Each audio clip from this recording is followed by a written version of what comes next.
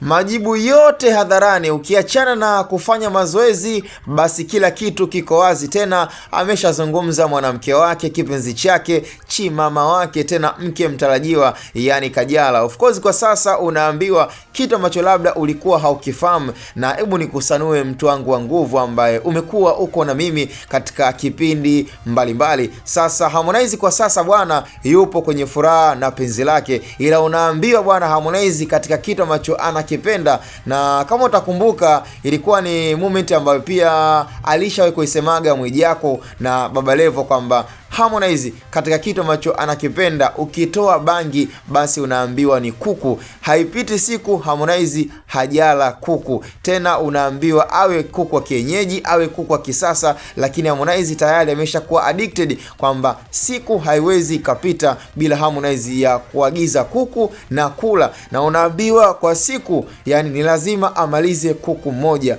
Hayo ni maisha ya kaka yetu Harmonize. Uwezo wake unamruhusu, lakini pia amekuwa ni mtu ambaye anapendelea sana mazoezi, na ndio maana kwa hivi sasa japo kuwa muonekano wa Harmonize kwa sasa watu wengi umekuwa ukiwakera, kwa sababu amekuwa ni kama anafutuka, alafu the way jinsi alivyo na ule ufupi, basi kuna baadhi ya mashabiki ni kama wanakelekwa, lakini ukweli ni kwamba Harmonize anafurahia maisha yake, ananenepa, na ni vizuri ujue kuishi maisha ambayo unayafurahia na unayapenda. Kwanza yuko na mwanamke ambaye anampenda, anamfeel, na tunategemea pia kuweza kuona maisha mapya ya ndoa kama ilivyokuwa kwa dada yetu Gigy Money na Lecton. Kwa hiyo anayefuata kwa sasa, yani kama ni kituo kinachofuata, basi ni kituo cha Kajala na Harmonize, lakini tumeshajua personal lifestyle na maisha ambayo Harmonize anayaishi. Ukiacha kwamba anapenda bangi, anapenda kufanya mazoezi, lakini unaambiwa daily routine ya maisha yake Harmonize ya kula, yani kwanzia tunazungumza meal,